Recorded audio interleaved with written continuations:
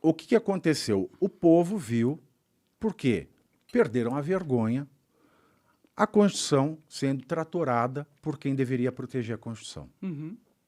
Ora, quem tem que defender a Constituição tratora, rasga a Constituição. Isso não é um golpe? Não só a Constituição, a lei eleitoral, a ética, a moral, tudo. E fizeram isso na cara de todo mundo. E quem se levantou para falar contra ainda mandaram calar a boca. Prender, perseguir, fugir para os Estados Unidos. Exato. Ó, você não pode falar que o Lula é tal coisa. Você não pode falar que o Lula é coisa. Que ele é bandido, viu, galera? Você não pode falar, eu não posso falar ainda, né? Eu também não posso, eu não sei se vão ricochetear, porque eu trabalho na Jovem Pan, não sei se vão ricochetear como extensão. Então verdade. eu prefiro, como diria a Copélia, prefiro não comentar. O lado de bom de perder tudo é isso. Não tem mais o que tirar de mim, né? Então, Exato. eu sou mais livre. E chegaram ao ponto de mandar dizer que o Lula é inocente. Ora, tecnicamente, na ficção do direito, ele é inocente, como qualquer pessoa é inocente. Mas a palavra inocente, ela tem vários tipos de funções. Mas ele não foi inocentado. É isso que... As pessoas elas têm um descuido, um desleixo com a palavra. Porque, veja, se eu te convido para ir na minha casa, aí chega na hora e falo, não quero que você vá, você está o quê? Desconvidado. Sim. Né? E eu faço a mesma correlação com a palavra condenado. Mas não houve uma descondenação, houve a anulação de todo o processo. Então, na ficção jurídica, coisa linda, né? É como se nada tivesse existido. Então, ele nunca foi condenado. Porque se anula, você apaga. Santo Tomás de Aquino diz que nem Deus pode apagar o passado.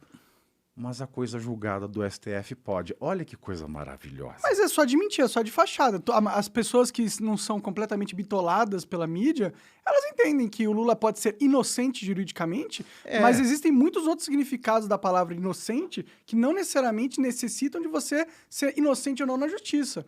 O povo julgou o Lula, pelo menos a maioria das pessoas, julgou ele como culpado perante as evidências no tribunal da opinião pública. Então, na opinião pública, ele não é inocente, ele é culpado.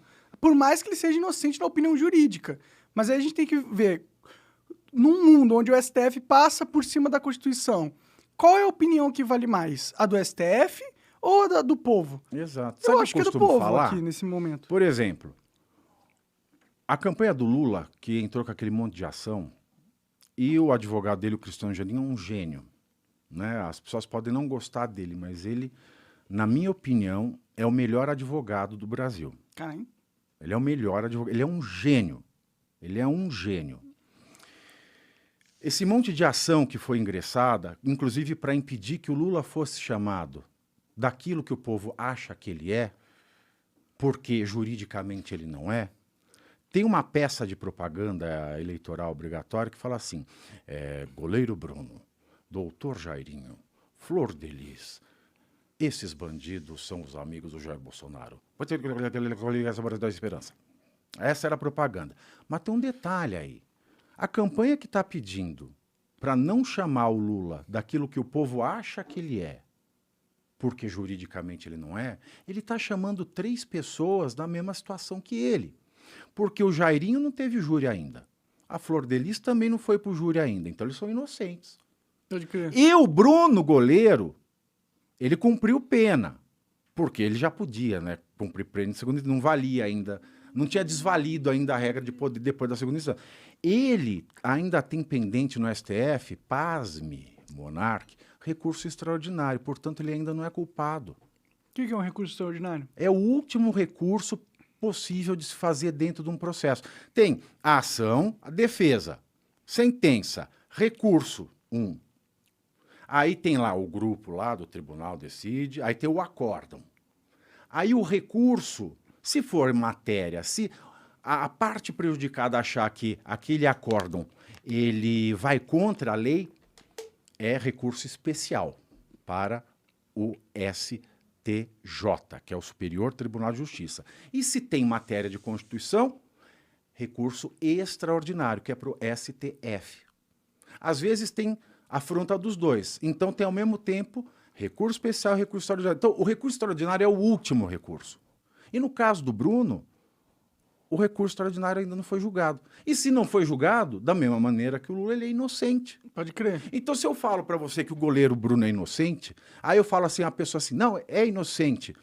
Ele foi inocentado. Aí dá uma ziquezira no STF, anula-se o júri do Bruno por algum vício processual, que foi o que aconteceu com o caso do Lula. Não foi nem análise de prova.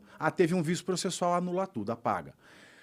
Se o STF encontrar vício processual no júri do Bruno, ele vai anular, ele vai ser inocentado. Mas assim, aí você pôs um para governar o país que você mora. Aí o outro acontece a mesma coisa. Você toparia ir no sítio com ele sozinho assar uma carninha? Principalmente se for mulher, né? Mesma coisa, anula o processo do Abdelmaci. Você vai deixar sua mulher fazer uma inseminação com ele? Ele é inocente. Pode crer? Não, você Ele não vai. Inocente. Sim. Mas o povo quis que o presidente Não é fosse... é muito louco isso. E essa questão de descondenar, inocentado não foi, porque ele nunca deixou de ser inocente. E o Brasil, com essa questão da culpa após o trânsito julgado, ele tem uma figura bizarra, que é o condenado inocente. A pessoa foi condenada pelo juiz, foi condenado pelo desembarga, foi condenado pelo ministro do STJ, mas ele é condenado, mas inocente. Porque ele só pode ter o status de culpado depois do STF. Porque o STF fez uma manobra jurídica para tirar ele, porque ele queria o Lula quantas vezes contra o o Bolsonaro. STF não negou o pedido do Cristiano Zanin para ele sair da cadeia antes de tudo isso? O que mudou para eles? Boa pergunta.